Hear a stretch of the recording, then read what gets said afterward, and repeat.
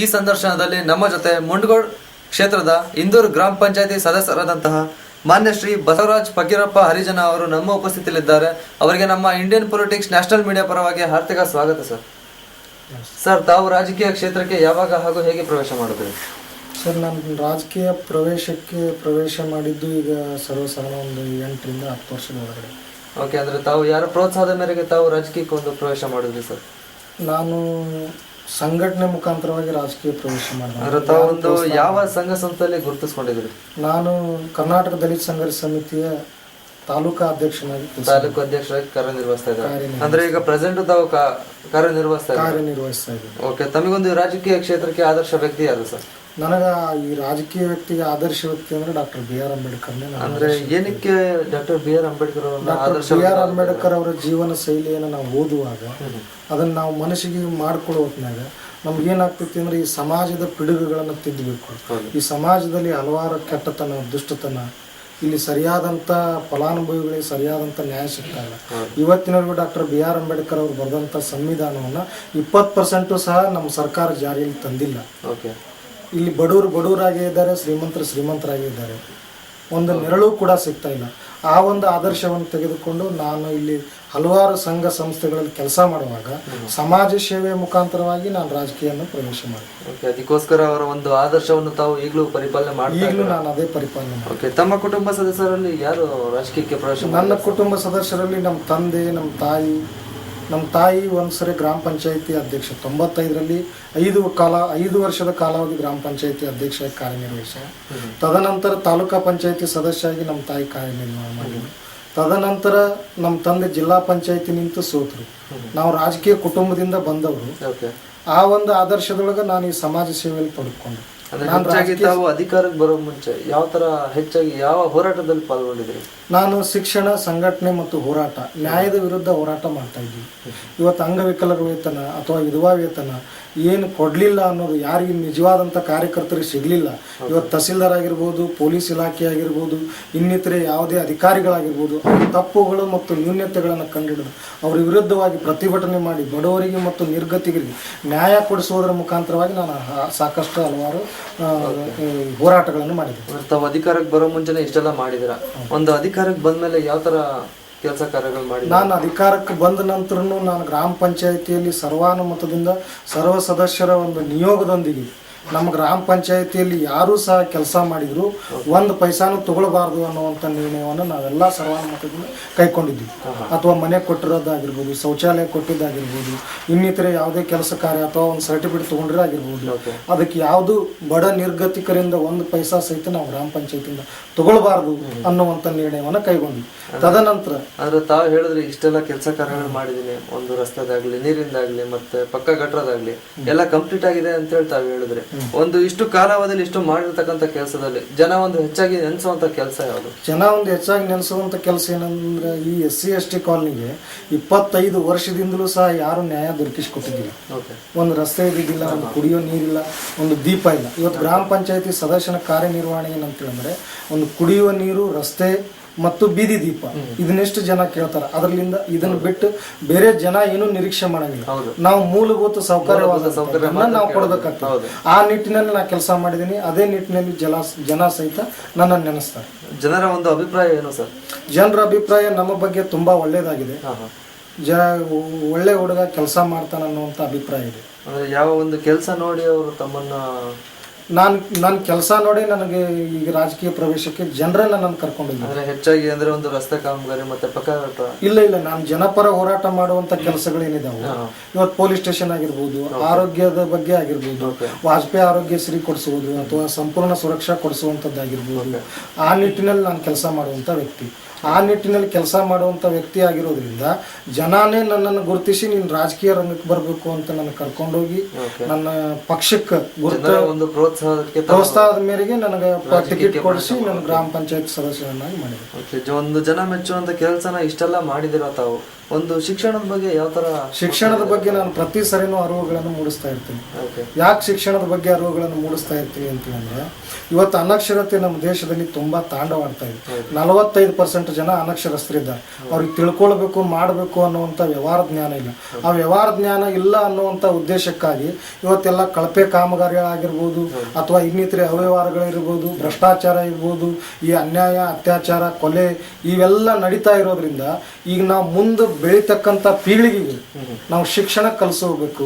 ನಮ್ಮ ಮಕ್ಕಳು ಶಿಕ್ಷಕರಾಗಬೇಕು, ಶಿಕ್ಷಣ ಕಲಿತು ಒಳ್ಳೆ ಸ್ಟ್ಯಾಂಡ್ ಆಗಬೇಕು, IAS IPS ಅಧಿಕಾರಿಗಳಾಗಬೇಕು. ಪ್ರತಿಯೊಂದು ನನಗೆ ಮಾತಾಡ್ಲಿಕ್ಕೆ ಅವಕಾಶ ಕೊಟ್ಟಂಥ ಒಂದು ಇದರಲ್ಲಿ ನಾನು ಇದನ್ನೇ ಜನರಿಗೆ ಹೇಳ್ತೀನಿ, ನಾವೇನು ಕಷ್ಟಪಟ್ಟಿದ್ದೇವೋ ಅದು ಬೇಡ, ನಾವು ಹಿಂದೆ ಎಷ್ಟು ಕಷ್ಟಪಟ್ಟಿದ್ದೇವೋ ಅದು ಬೇಡ. ಮುಂದೆ ನಮ್ಮ ಮಕ್ಕಳಿಗೆ ನಾವು ಶಿಕ್ಷಣವನ್ನು ಕಲಿಸಿ ಈ ದೇಶ ಸಮಾಜ ಸುಧಾರಕರನ್ನಾಗಿ ಮಾಡಬೇಕು. ಈ ದೇಶದ ಸಮಾಜವನ್ನು, ಅದು ಇವತ್ತಿನ ಯುವ ಪೀಳಿಗೆ, ಇವತ್ತಿನ ವಿದ್ಯಾರ್ಥಿಗಳು ಈ ದೇಶದ ಆಸ್ತಿ. ಈ ದೇಶದ ಆಸ್ತಿ ಅಂತೇಳಂದ್ರೆ ಈ ದೇಶ ಸಂಪೂರ್ಣವಾಗಿ ಅವ್ರ ಮೇಲೆ ಹೊರೆಯಾಗಿದೆ.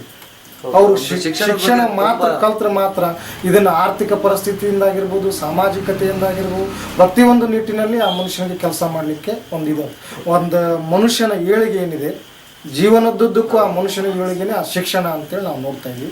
ಅದಕ್ಕೆ ನಾವು ಶಿಕ್ಷಣದ ಅರಿವುಗಳನ್ನು ಪ್ರತಿಯೊಂದು ತಂದೆ ತಾಯಿಗಳಿಗೆ ಆಗಿರ್ಬೋದು, ಮಕ್ಕಳಿಗೆ ಆಗಿರ್ಬೋದು, ಅಥವಾ ನಾವು ಶಾಲೆಯಲ್ಲಿ ಹೋಗಿರ್ತಕ್ಕಂಥ ಕಾರ್ಯಕ್ರಮಗಳನ್ನು ಮಾಡುವಾಗ ಆಗಿರ್ಬೋದು, ಅಂದ್ರೆ ನಾವು ಶಿಕ್ಷಣ ಬಗ್ಗೆ ತುಂಬಾ ಒಂದು ಹೆಚ್ಚಿನ ಕಾಳಜಿ ವಹಿಸಿ ಅರಿವನ್ನು ಶಾಲೆಗೆ ಭೇಟಿ ನೀಡಿ ಮತ್ತೆ ಸಲಹೆಗಳನ್ನು ಕೊಡ್ತೀವಿ. ಹೌದು, SDMC ಈ ಕಮಿಟಿ ರಚನೆ ಮಾಡುವಾಗ ಆಗಿರ್ಬೋದು, ಅಥವಾ ಶಾಲೆಗಳಲ್ಲಿ ಸ್ವತಂತ್ರ ದಿನಾಚರಣೆ ಮಾಡುವಂಥ ಕಾರ್ಯಕ್ರಮ ಆಗಿರ್ಬೋದು, ಜನವರಿ 26 ಕಾರ್ಯಕ್ರಮ ಮಾಡುವಂಥದ್ದಾಗಿರ್ಬೋದು, ಆ ಶಾಲೆಗಳಿಗೆ ಹೋಗಿ ಭೇಟಿ ನೀಡಿ ನಾವು ಏನು ಕಾರ್ಯಕ್ರಮಗಳನ್ನು ಮಾಡ್ತೀರಿ, ಯಾವ ರೀತಿ ಮಾಡ್ತೀರಿ, ನಿಮ್ಮ ಮಕ್ಕಳು ಏನು ಕೆಲಸಗಳನ್ನು ಮಾಡ್ತಾರೆ, ಪ್ರತಿಯೊಂದು ಸಾರಿ ನಾವು ಶಿಕ್ಷಕರನ್ನ ಇದನ್ನ ಮಾಡಿ ಅರಿವುಗಳನ್ನು ಮೂಡಿಸ್ತೀವಿ. ತದನಂತರ ಅವ್ರು ಏನು ಶಿಕ್ಷಣ ಕಲಿಸ್ತಾರ ಅನ್ನೋದನ್ನು ಸಹ ನಾವು ಮನಗಂಡು ನೋಡ್ತೀವಿ, ಯಾವ ತರ ಕಲಿಸ್ತಾರ.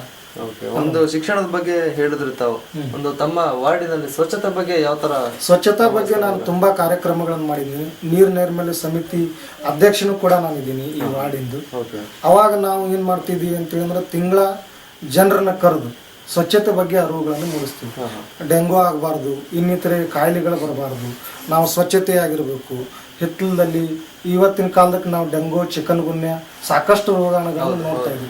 ಇದು ಒಂದು ಸೊಳ್ಳೆಯಿಂದ ಬರ್ತಕ್ಕಂಥದ್ದು. ಈ ಸೊಳ್ಳೆಯಿಂದ ಬರ್ತಕ್ಕಂಥ ಈ ರೋಗಾಣು ಆಗಿರೋದ್ರಿಂದ ಇದು ನಾವು ಸ್ವಚ್ಛತೆಯನ್ನು ಕಾಪಾಡಿಕೊಳ್ಳದೇ ಇದ್ರೆ ನಮ್ಮ ಹಿತ್ತಲಲ್ಲಿ ಅಥವಾ ನಮ್ಮ ಬಾತ್ರೂಮಲ್ಲಿ ಇರ್ಬೋದು, ನಮ್ಮ ಮನೆಗಳಲ್ಲಿ ಇರ್ಬೋದು, ಅಥವಾ ನಮ್ಮ ಪಕ್ಕ ಗಟ್ಟರದಲ್ಲಿ ಇರ್ಬೋದು, ನಮ್ಮ ಆಜು ಬಾಜು ಇರ್ಬೋದು, ನಾವು ಸ್ವಚ್ಛತೆಯನ್ನು ಕಾಪಾಡಿಕೊಳ್ಳದೇ ಇದ್ದಿದ್ರೆ, ಇದ್ರೆ ನಮಗೆ ಬಹಳಷ್ಟು ರೋಗಗಳು ಅಂಟುಕೊಳ್ತಾವ ಅನ್ನುವಂಥ ಉದ್ದೇಶಕ್ಕೆ ಪ್ರತಿ ತಿಂಗಳು ಹೌದು ಪ್ರತಿ ತಿಂಗಳು ಸಹ ನಾವು ಜನರನ್ನು ಕರೆತು ಸ್ವಚ್ಛತೆ ಬಗ್ಗೆ ಅರಿವುಗಳನ್ನು ಮೂಡಿಸ್ತೇವೆ. ಒಂದು ಕಾರ್ಯಕ್ರಮದ ಮೂಲಕವಾಗಿ ನಾವು ಆಶಾ ಕಾರ್ಯಕರ್ತರು, ಆನಂತರ ಈ ANMಗಳು ಇವ್ರನ್ನೆಲ್ಲ ಕರೆದ್ಬಿಟ್ಟು ನಾವು ಕಾರ್ಯಕ್ರಮಗಳನ್ನು ಮಾಡಿ ಅವ್ರಿಗೆ ತಾವು ಸದಸ್ಯರಾಗಿ ಇಷ್ಟು ಕಾಲಾವಧಿಯಲ್ಲಿ ಇಷ್ಟೆಲ್ಲ ಮಾಡಿದಿರ ತಾವು, ಒಂದು ಮುಂದಿನ ಕಾಲಾವಧಿಯಲ್ಲಿ ಏನೆಲ್ಲ ಅವಶ್ಯಕತೆ ಇದೆ, ಏನೆಲ್ಲ ಮಾಡಬೇಕು ಅಂತ ಯೋಜನೆ ಇದೆ ಸರ್? ಮುಂದಿನ ಕಾಲಾವಧಿಗಳಲ್ಲಿ ನಾವು ಮತ್ತೆ ಮುಂದೆ ರಾಜಕೀಯದಲ್ಲಿ ನಾವು ಆರಿಸಿ ಬರ್ತೀವಿ, ನಾವು ಮಾಡ್ತೀವಿ ಅನ್ನುವಂಥ ಆಶೆ ಗೊತ್ತಿಲ್ಲ. ಆದರೆ ನಾವು ರಾಜಕೀಯ ರಂಗದಲ್ಲಿ ಯಾವುದೇ ಪರಿಸ್ಥಿತಿಯೊಳಗೆ ನಾವು ಆರಿಸಿ ಹೋಗದೇ ಇದ್ದರೂ ಸಹ ನಾವು ಈ ಸಮಾಜ ಸೇವೆ ಏನಿದೆ ಅದನ್ನು ಮುಂದುವರಿಸ್ಕೊಂಡು ಹೋಗಬೇಕು, ಜನರನ್ನ ಅರಿವು ಮೂಡಿಸಬೇಕು, ಜನರನ್ನು ತಿದ್ದಬೇಕು, ಈ ಸಮಾಜದ ಪಿಡುಗುಗಳನ್ನು ಹೋಗಲಾಡಿಸಬೇಕು. ಸಮಾಜದಲ್ಲಿರ್ತಕ್ಕಂಥ ಹಲವಾರು ಯೋಜನೆಗಳಿದ್ದಾವೆ, ಆ ಯೋಜನೆಗಳನ್ನ ಬಡ ಜನರಿಗೆ ತಲುಪಿಸ್ಬೇಕನ್ನುವಂಥ ನಿಟ್ಟಿನಲ್ಲಿ ನಾನು ಕೆಲಸ ಮಾಡೋದು. ಸದಸ್ಯರಾಗಿ ಇಷ್ಟೆಲ್ಲ ಕೆಲಸ ಕಾರ್ಯಗಳು ಮಾಡಿದರೆ ಇಷ್ಟು ಕಾಲಾವಧಿಯಲ್ಲಿ ಮತ್ತೆ ಮುಂದಿನ ಮಟ್ಟದಲ್ಲಿ ಒಂದು ಯಾವ ಪೋಸ್ಟಿಗೆ ಹೋಗಬೇಕು ಅಂತ ಹೇಳಿ ತಮಗೆ ಏನಾದ್ರು ಅಭಿಪ್ರಾಯ ಇದೆಯಾ? ಇದು ದೈವ ಮತ್ತು ಬುದ್ಧಿ ಎರಡು ದೇವರ ಪರಮಾತ್ಮನಿಂದ ಬಂದಂಥದ್ದು. ನಾವು ಎಲ್ಲೇ ಇದ್ದವರು ಇವತ್ತು ಈ ಗ್ರಾಮ ಪಂಚಾಯತಿ ಸದಸ್ಯರಿದ್ದೀವಿ. ಜನರು ನಮ್ಮನ್ನು ಮಾಡೋದಾದ್ರೆ, ಜನರು ನಮ್ಮನ್ನು ಗುರುತಿಸಿ ಮತ ಹಾಕೋದಾದ್ರೆ, ಅವ್ರು ಪ್ರೋತ್ಸಾಹ ಮಾಡಿ ಮುಂದೆ ನಮ್ಮನ್ನು ಕಳಿಸ್ತೇವೆ ಅನ್ನೋದಾದ್ರೆ, ನಮಗೆ ಸಾಕಷ್ಟು ಗುರಿಗಳಿದ್ದಾವೆ ಮತ್ತು ಜನರ ಸೇವೆಗಳನ್ನು ಮಾಡಬೇಕನ್ನುವಂಥ ಹಂಬಲನೂ ನಮಗೈತಿ. ಯಾಕಂತೇಳಂದ್ರೆ ಇವತ್ತು ಜನರ ಸೇವೆ ಮಾಡುವಂಥ ಜನರು ಬಹಳ ಕಡಿಮೆ ಆಗಿದ್ದಾರೆ. ಕೊಟ್ಟರೆ ತಾವು ಜನರಿಗೆ ಸೇವೆ ಮಾಡ್ಲಿಕ್ಕೆ ಇಚ್ಛಿಸ್ತೀರಾ? ಓಕೆ. ಕೊನೆಯದಾಗಿ ನಮ್ಮ ಮೀಡಿಯಾ ಮುಖಾಂತರ ತಮ್ಮ ಗ್ರಾಮದ ಜನತೆಗೆ ಏನು ಹೇಳಲಿಕ್ಕೆ ಇಷ್ಟಪಡ್ತೀನಿ? ನನ್ನ ಗ್ರಾಮದ ಜನತೆಗೆ ನಾನು ಏನು ಹೇಳಲಿಕ್ಕೆ ಇಷ್ಟಪಡ್ತೀನಿ ಅಂತಂದರೆ, ನಾನು ತುಂಬ ಕಡು ಬಡವನಾಗಿದ್ದಂಥ ವ್ಯಕ್ತಿ. ಈ ಒಂದು ಹೋರಾಟದಿಂದ ನಾನು ಮುಂದೆ ಬಂದಂಥ ವ್ಯಕ್ತಿ. ನಮ್ಮ ಗ್ರಾಮದ ಜನ ಕೊಪ್ಪ ಆಗಿರ್ಬೋದು, ಇಂದೂರು ಆಗಿರ್ಬೋದು, ಇಂದಿರಾನಗರ ಆಗಿರ್ಬೋದು, ಈ ಒಂದು ಬಡ ಮನುಷ್ಯನನ್ನು ಗುರ್ತ ಮಾಡಿ ಒಬ್ಬ ಗ್ರಾಮ ಪಂಚಾಯತಿ ಸದಸ್ಯನನ್ನು ಮಾಡಿ ತಾಲೂಕಾ ಲೆವೆಲ್ನಲ್ಲಿ ನನ್ನನ್ನು ಗುರುತಿಸ್ಲಿಕ್ಕೆ ಮಾಡಿರ್ತಕ್ಕಂಥ ನಾನು ಜನರ ಋಣವನ್ನು ತೀರಿಸಲಿಕ್ಕೆ ಯಾವ್ಯಾವ ಜನ್ಮಕ್ಕೂ ಸಾಧ್ಯತೆ ಇಲ್ಲ. ಆದ್ರೆ ಒಂದು ಮಾತ್ರ ನಾನು ಜನತೆಗೆ ಹೇಳ್ತೀನಿ, ಈ ಕೊಟ್ಟಂಥ ಕಾಲಾವಧಿಯಲ್ಲಿ ನಾವು ಮಾಡಿರ್ತಕ್ಕಂಥ ಕೆಲಸ ಕಡಿಮೆ ಆಗಿರ್ಬೋದು, ಅದನ್ನು ನಾವು ವಿಮರ್ಶೆ ಮಾಡ್ಕೊಳ್ಳೋದಿಲ್ಲ. ಇನ್ನು ಮುಂದೂ ಸಹ ತಾವು ಜನರು ನಮ್ಮನ್ನು ಆಶೀರ್ವಾದ ಮಾಡಿದ್ದೇ ನಿಜ ಇಲ್ಲ. ನಾವು ಸದಾಕಾಲ ತಮ್ಮ ಸೇವೆ ಮಾಡಲಿಕ್ಕೆ ಇಚ್ಛೆ ಪಡ್ತೀನಿ ಅನ್ನುವಂಥ ಮಾತನ್ನು ನಾವು ನಮ್ಮ ಗ್ರಾಮದ ಜನರಿಗೆ ಹೇಳಲಿಕ್ಕೆ ಇಷ್ಟಪಡ್ತೀನಿ. ಒಂದು ಭಾರತದ ಮಹಿಳೆಯರಿಗೆ ಏನು ಹೇಳೋದಕ್ಕೆ ಇಷ್ಟಪಡ್ತೀರ ತಮ್ಮ ಕಡೆಯಿಂದ? ಇವತ್ತು ಮಹಿಳೆಯರಿಗೆ ನಾನು ಏನು ಹೇಳಲಿಕ್ಕೆ ಇಷ್ಟಪಡ್ತೀನಿ ಅಂತಂದರೆ, ಮಹಿಳೆಯರು ಈ ದೇಶದ ಆಸ್ತಿ ಮಹಿಳೆಯರು. ತದನಂತರ ಮಹಿಳೆಯರಲ್ಲಿ ಇವತ್ತು ಏನಾಗ್ತಾ ಇದೆ ಅಂತೇಳಿದ್ರೆ ಅತ್ಯಾಚಾರ ತುಂಬ ತಾಂಡವಾಡ್ತಾ ಇದೆ. ಅದನ್ನು ಅವರು ಹೋರಾಟ ಮಾಡ್ತಾ ಇದ್ದಾರೆ. ತದನಂತರ ಇವತ್ತು ಏನಾಗ್ತಾ ಇದೆ ಅಂದರೆ, ಮಹಿಳೆಯರು ಕೆಲವೊಂದಿಷ್ಟು ಕಡೆ ಏನು ಮಾಡ್ತಾ ಇದ್ದಾರೆ ಅಂತೇಳಿದ್ರೆ ಅವ್ರದ್ದೇ ಆದಂಥ ದಾರಿಲಿ ಎಡುತ್ತಾ ಇದ್ದಾರೆ. ಅವ್ರದ್ದೇ ಆದಂಥ ದಾರಿಲಿ ಇವತ್ತು ಬೆಂಗಳೂರಲ್ಲಿ ಇಷ್ಟೊಂದು ಅತ್ಯಾಚಾರ ಅನ್ಯಾಯ ನಡೀತಾ ಇದೆ.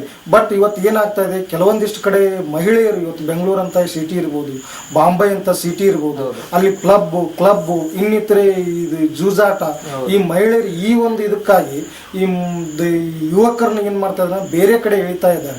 ಅದಕ್ಕೋಸ್ಕರವಾಗಿ ನಾನು ಏನು ಹೇಳ್ತಾ ಇದ್ದೀನಿ ಮಹಿಳೆಯರಿಗೆ, ದಯಮಾಡಿ ಇದನ್ನೆಲ್ಲ ನಿಲ್ಲಿಸಿ ಪಾಶ್ಚಾತ್ಯ ರಾಷ್ಟ್ರದ ಒಂದು ಇದನ್ನ ಪದ್ಧತಿಯನ್ನು ಬಿಟ್ಟು ಏನು ನಮ್ಮ ಭಾರತ ದೇಶದ ಸಂಸ್ಕೃತಿ ಏನಿದೆ ಆ ಸಂಸ್ಕೃತಿಯನ್ನು ನೀವು ನೆಲೆಗೊಳ್ಳಬೇಕು ಅನ್ನುವಂಥ ವಿಚಾರದಲ್ಲಿ ನಾನು ಹೇಳ್ತೀನಿ. ಓಕೆ, ತಮ್ಮ ರಾಜಕೀಯ ಜೀವನ ನಮ್ಮ ಮುಂದೆ ಹಂಚ್ಕೊಂಡಿದ್ದಕ್ಕೆ ನಮ್ಮ ನ್ಯಾಷನಲ್ ಮೀಡಿಯಾ ಪರವಾಗಿ ಹಾರ್ದಿಕ ಅಭಿನಂದನೆ ಸರ್.